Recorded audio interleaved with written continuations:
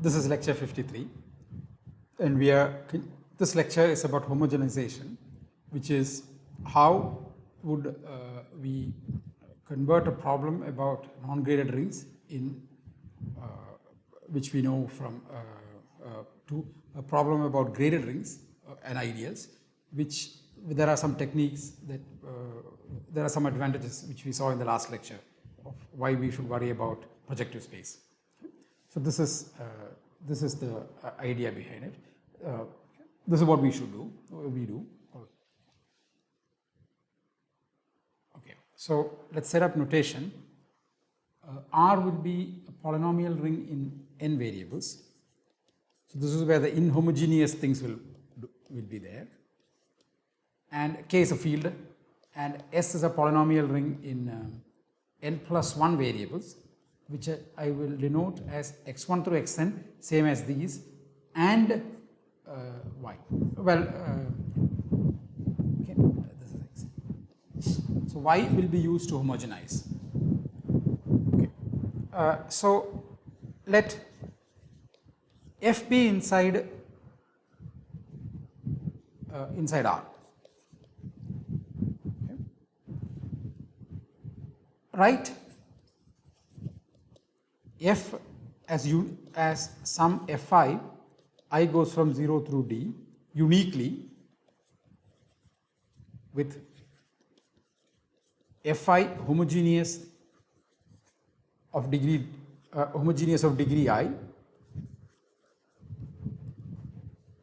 okay, and fd not 0. So d is the total degree of f. Write it uniquely like this. Okay. Define f tilde to be sum from fi y to the d minus I goes from 0 to d. Okay. So this is an element of S. So we start with an element of R, split it into its homogeneous components, and where d is the degree now, because it's the last highest thing with this is non-zero, okay, and write it like this. Okay. So therefore f tilde, so this is called, f tilde is called the homogenization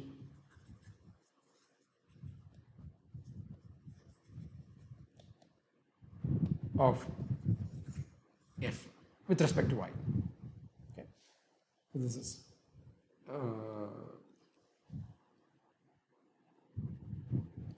we want to sort of reverse this process also.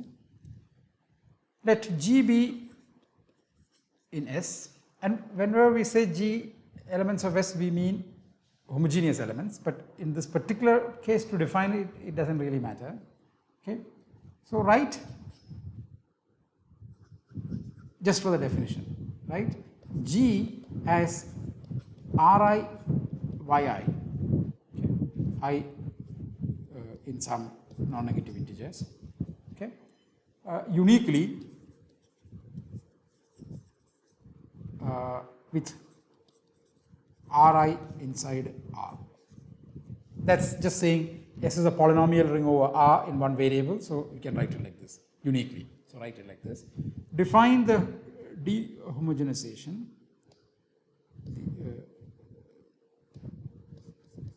the dehomogenization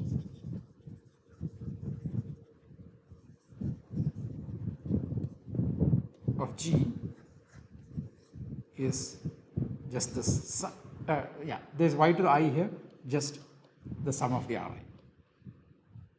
So we'll denote this by G prime. So throughout in this lecture, for an element of G, for an element G like this, G prime will denote this object, and f tilde will be the homogenization. We'll stick to this notation throughout this lecture. So note,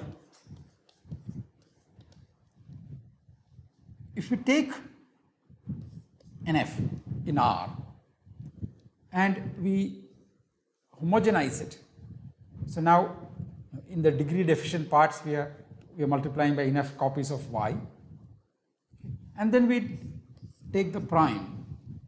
Okay, this is f for all f inside R. So first homogenize, then dehomogenize, it is identity. Okay. On the other hand, if we take some G inside S, okay, for all G inside S, G prime and the prime of YG are the same, because if we notice this thing here, okay, if you just multiply this whole thing by y, we would just get a y plus 1 here for Ri, but that is ignored when you take the sum. Okay, so G prime and YG prime are same. So if you take G prime and then take tilde, we will not get we may not get G prime, and so this is let's now stick with homogeneous. It might be true more generality, but I have not thought about it. So homogeneous, okay, and for all G inside Y homogeneous with Y not dividing G. So what we see from here is if Y divides G, I mean Y divides some G, its prime is same thing as G divided by Y prime. Okay. If you have a G, homogeneous G, for which Y doesn't divide, which means the top degree part does not involve Y, then G prime tilde equals G. If F1 through Fm are inside R, then to homogenize the ideal generated by F1 through Fm, okay, we should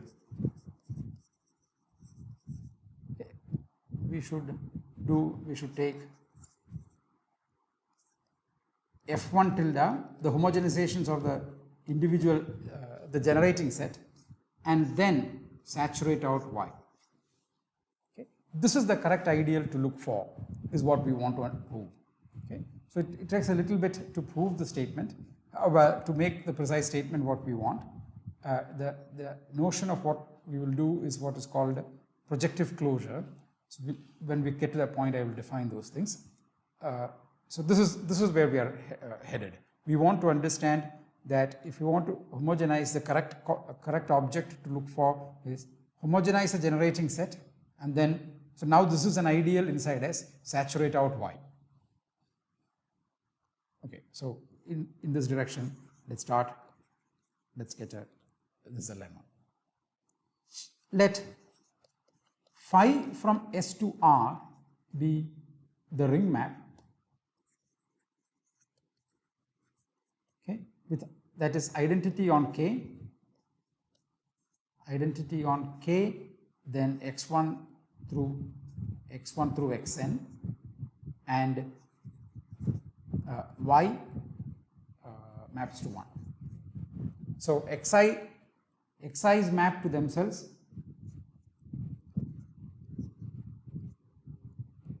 Xi is mapped to themselves, and y goes to 1, and elements of K map identically. So let phi be this map. Then for every G in S, G prime is phi of G. So this dehomogenization is actually a ring homomorphism. Okay, so we'll use it. Let Q inside S be a homogeneous prime ideal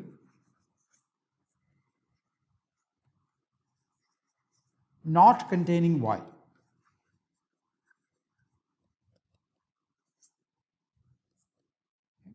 Then if you just take the elements G prime where G is in Q, okay, is a prime ideal of R.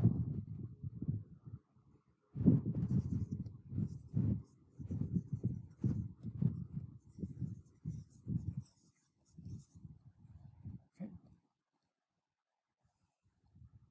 So this is, so the key observation is dehomogenization is actually a ring map, and then we get this thing, okay, for a homogeneous prime ideal. So proof. Okay, this is immediate. Phi of G is immediate. Okay. Phi is a surjective ring homomorphism. So therefore, image of any ideal is an ideal. This is not true in arbitrary things, arbitrary ring homomorphisms. Okay, so phi is surjective. Okay, so therefore, phi of Q is phi of Q is what this is. D. Where are we? This is the thing in question, right? So this is just phi of G for every G in Q. That is just the image of Q under the function phi. Okay, phi of Q is an ideal.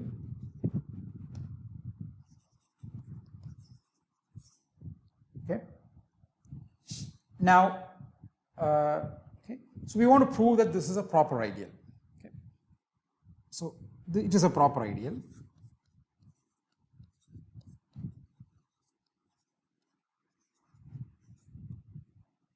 Why? Suppose 1 is an image of phi. So suppose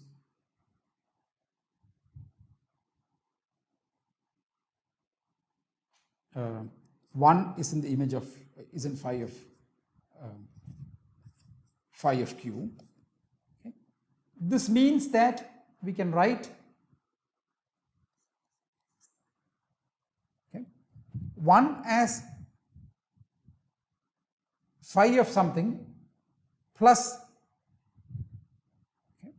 1 as phi of something. Okay. So this implies that 1 is equal to S times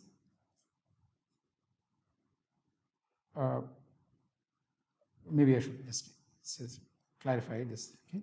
So this implies that 1 is inside phi inverse of phi of Q. Okay. But phi is a surjective ring homomorphism. Phi inverse of phi of Q is just a Q plus the ideal generated by y minus 1. Because the kernel of that ring homomorphism is y minus 1. Okay. So this is what we have. 1 is inside. So if 1 is inside phi of Q, 1 is inside the inverse image of this also. Okay. And therefore, this is true. Okay. So this now means that there exists some G inside Q, not necessarily homogeneous. G need not be homogeneous in this thing, and S inside S such that 1 is equal to S times y minus 1 to get an element from this ideal plus an element of Q, which is G. So this is a polynomial. This is the relation inside S, the polynomial ring S. Let's break it degree by degree. So it says that the constant part on the right side is 1. The constant part is on the left side. And for every I greater than 0, the degree I part on the right side is 0. That's what this one says. Okay. Okay. So what's the constant part on the right side? Of course, there's an S from here, and then there's a constant part of G. But G is inside Q. G is inside Q, which is inside, Q is homogeneous, that's what is used, which is inside the homogeneous maximal ideal. Okay, this is the x's, x1 through xn and y, homogeneous maximal ideal. So there won't be any constant part because it will be some S linear combination of these elements. So the constant part of G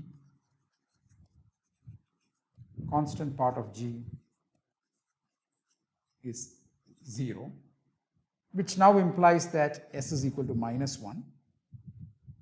Okay. But then in higher degree, so this now also, okay, this is analyzing the constant part. In the non-constant part, we also see that sy plus g, s is minus 1, plus g is 0, which means that g is y, but that is a contradiction because we assume that y is g and g is inside q. So this is a contradiction. We assume that q doesn't contain y. Okay. So this is, if you have a prime ideal that doesn't contain y, a homogeneous prime ideal, then when you dehomogenize it, we get a prime. Okay. So we get a proper ideal. Sorry, we have not yet proved that it's a prime. We get a proper ideal. Okay. So this proving that it is a prime is a little. So I will just sketch it and I will outline the details, the steps in the exercises. So I will just only give you the idea. Okay. So now we want to show that if R1 and R2 in R are such that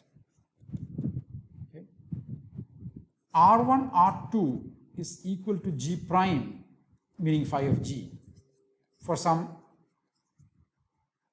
G in Q. Okay, for some G in Q, then R1 or R2 is in phi of Q. Then R1 or R2 is in phi of Q. Okay. This is what we want to prove. So this requires a little bit of calculation, which it's not very illuminating. It is not surprising either. If you just write out what details have to be checked, and they can be checked, and this will follow. Okay. So this will be left as an exercise.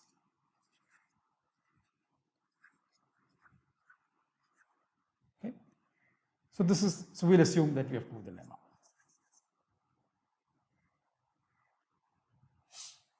Okay. So recall that we had wanted to homogenize the elements and then saturate out y. Homogenize the generating set and then saturate out y. Okay, so let's try to understand that ideal lemma. Let F1 through Fm be an R ideal. Let I tilde be that ideal that we were considering, F1 tilde through Fm tilde with y saturated. Okay. Then I tilde is the largest homogeneous ideal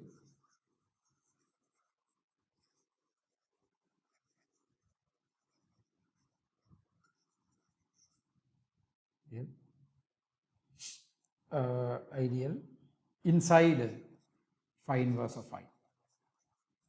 Phi inverse of I itself is not homogeneous because recall that y minus 1 is there in phi inverse of I. Y minus 1 is in the kernel, so it's in phi inverse, so it's not homogeneous. But this is the largest homogeneous ideal. Okay, so this is proof. We'll prove two containments. Okay. So if you let S inside I tilde be homogeneous.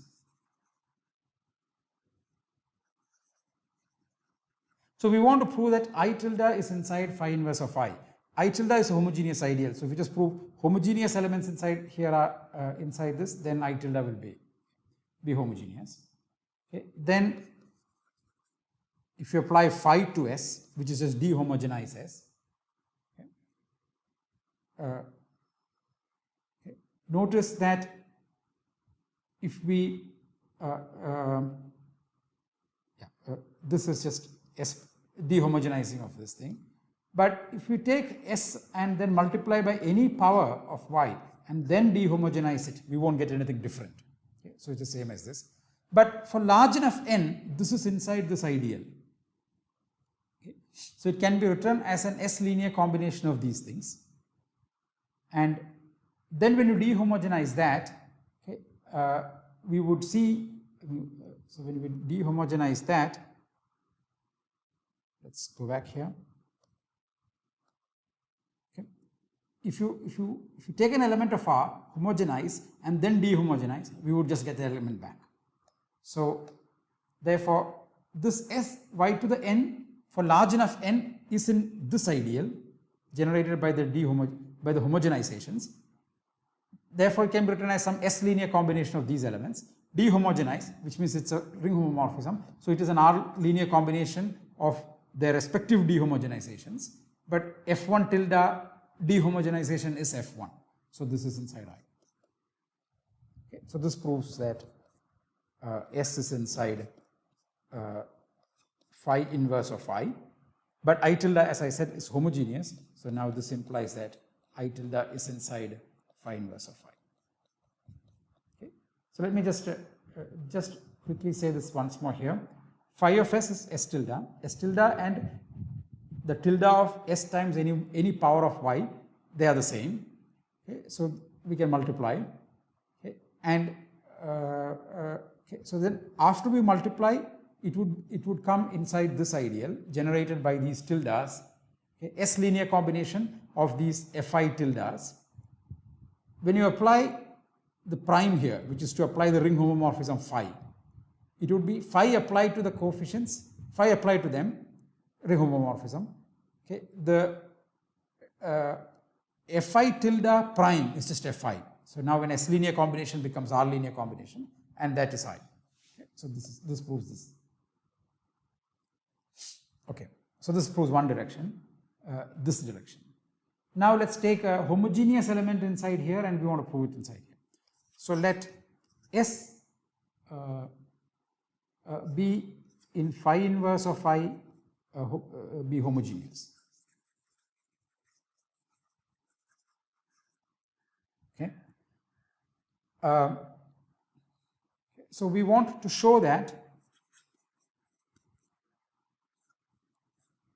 Syn is in the ideal generated by F1 tilde and Fm tilde for all large n. I mean, for some n is enough, then it will be true for larger n.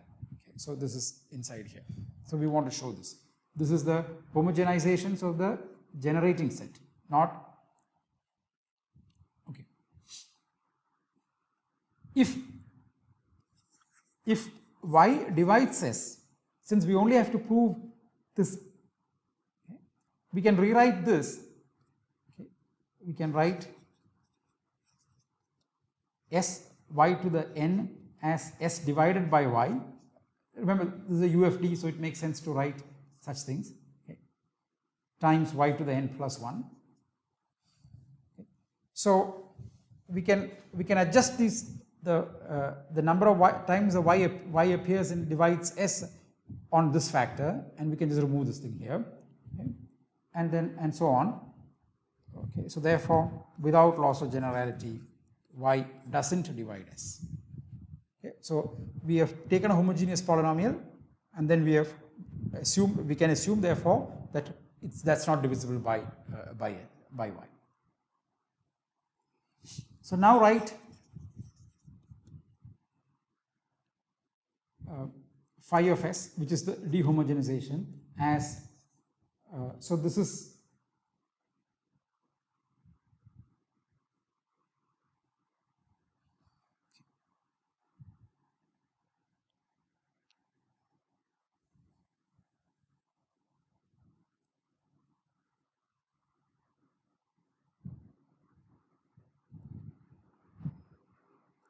as RIFI. Some summation. Okay. Then Ri is Ri tilde prime. Fi is Fi tilde prime. So let's take this sum and then take their prime. So taking this prime is a ring homomorphism. Sorry, not this sum. Take this sum. Let's take that. Okay, this is call this thing S1.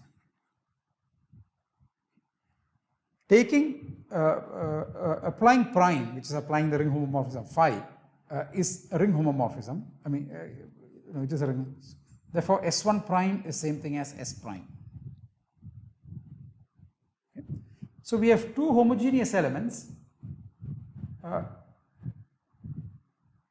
with this property that their primes are the same, and Y doesn't divide S, and Y doesn't divide S. This is what we have, two homogeneous elements. Y might divide S1. So write S1 as Y to the M S2, where Y doesn't divide S2. Okay. So then S prime is same thing as S1 prime is same thing as S2 prime. If you homogenize these things, S is, because Y doesn't divide S. S is this. Okay. That is same thing as S2 this. That's just prime. Okay. All that we have done is to just replace what is inside the tilde. Okay. But this is the same as S2, because Y doesn't divide S2 also. So S is equal to S2. In other words,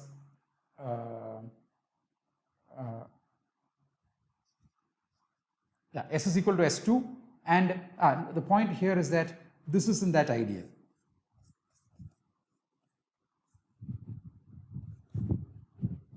Okay. So therefore, some multiple S times S is equal to S2. Therefore, S times Y to the M is inside the ideal generated by the tildes of the F's. Okay. So this proves this lemma. So now we'll conclude that why is it that we are interested in this calculation altogether. Yeah. So what is it that we are trying to do? What we're trying to do is the following. So we had spec of R, okay, which we said is homeomorphic to U of Y. Okay. This is an open set inside proj of S. So this is homeomorphic. We didn't prove it, but it's okay, something. Okay. So now here we have V of I. So here abusive notation, there will be abusive notation, but in this picture it will be clear. So this is V of I here. Therefore, this defines a closed set inside UI. It's a closed set here. Okay. So this defines a closed set here. This is open. Okay. So let's call this Z for now. So this is just Z. Here it is closed because this is homeomorphism. Z is closed in UI, but this is open, so Z is not closed in projes. I mean, there are situations where it's closed, but very specific cases. Z inside projes is not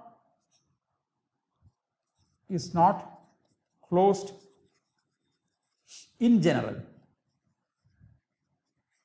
There are only some very special cases where it will be closed. Okay. What is the closure of Z?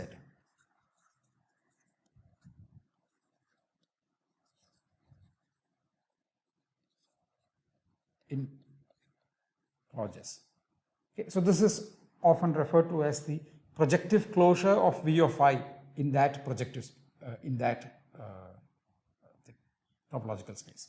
Okay. So this is the question: what is the closure of Z? Okay. And the answer is it is given by that I tilde. So here is a proposition. Okay. V I tilde inside projes is the closure of Vi inside spec R when spec R is identified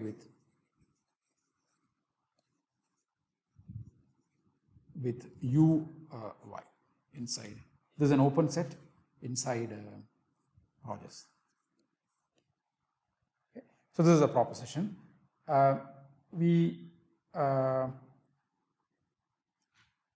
The proof is just applications of the previous lemmas. Okay. So what we need is that, so I will only just sketch it because I would like to show an example of this, the issue that you have to worry about in this case. Okay. So if Q containing I tilde is a homogeneous prime, not containing Y, then phi of Q, which is the dehomogenization of Q, contains I. That's one check. And the other statement is if Q is a prime with the same property such that this is true, then Q can, okay, so this is one we have to check. Second statement, if Q is in Progess, Y not inside Q, this is the same as this, and phi of Q contains I, then Q contains I tilde. This is the second thing that we have to check. Okay. And for this, we have to check the basic thing that we have to check is that